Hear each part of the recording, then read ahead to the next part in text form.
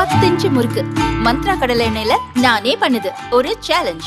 உங்களால இந்த மாதிரி முறுக்கு செய்ய முடியுமா? மந்த்ரா கடலை எண்ணெயில முறுக்கு செஞ்சு பாருங்க. ஓகே. இந்தியாவின் மக்கள் தொகை 2100ஆம் ஆண்டில் 153 கோடியை எட்டும் என்று கணிக்கப்பட்டுள்ளது.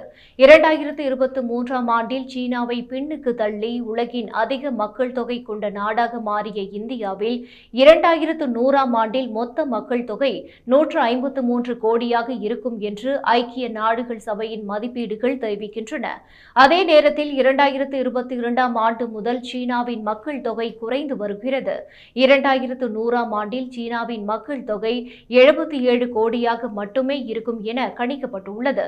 ஐநாவின் மக்கள் தொகை வளர்ச்சி மதிப்பீடு, கருவுறுதல் விகிதங்கள், ஆயுட்காலம் அதிகரிப்பு மற்றும் பல்வேறு நாடுகளில் உள்ள சர்வதேச இடம்பெயர்வு போன்ற காரணிகளின் அடிப்படையில் 2100ஆம் ஆண்டில் மொத்த உலக மக்கள் தொகை 1000 கோடியை தாண்டும் என்றும் கணித்துள்ளது.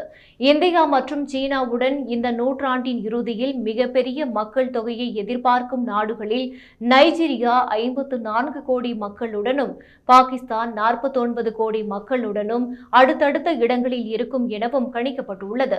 மக்கள் தொகை வளர்ச்சி ஒரு நாட்டை பல வழிகளில் பாதிக்கும். உணவு, நீர், எரிசக்தி, விலைவாசி உயர்வு, உள்கட்டமைப்பு மற்றும் பொது சேவைகள் போன்றவற்றில் சிக்கல்களை ஏற்படுத்தும்.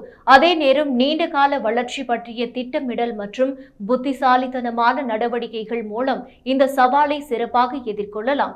எனவே இந்தியாவில் வேகமாக வளர்ந்து வரும் மக்கள் தொகை ஒரு வாய்ப்பாகவும் சவாலாகவும் உள்ளது. இந்தியா பல முக்கிய முதலீடுகளையும் சீர்திருத்தங்களையும் செய்ய வேண்டும். ஆரம்ப, இடைநிலை மற்றும் உயர்கல்வியின் தரத்தை மேம்படுத்துவதில் அரசு கவனம் செலுத்த வேண்டும். மக்கள் தொகை பெருகும் போது தொழில்நுட்பம், உற்பத்தி, சுகாதாரம் மற்றும் சேவைகளின் தேவை அதிகரித்து வருகிறது. விஞ்ஞானம், தொழில்நுட்பம், பொறியியல் மற்றும் கணிதம் போன்ற துறைகளில் ஈடுபட மாணவர்களை ஊக்குவிக்க வேண்டும். AI, ரொபாட்டிக்ஸ் மற்றும் சுத்தமான எரிசக்தி போன்ற எதிர்கால தொழில்களுக்கு உதவக்கூடிய பணியாளர்களை உருவாக்க வேண்டும்.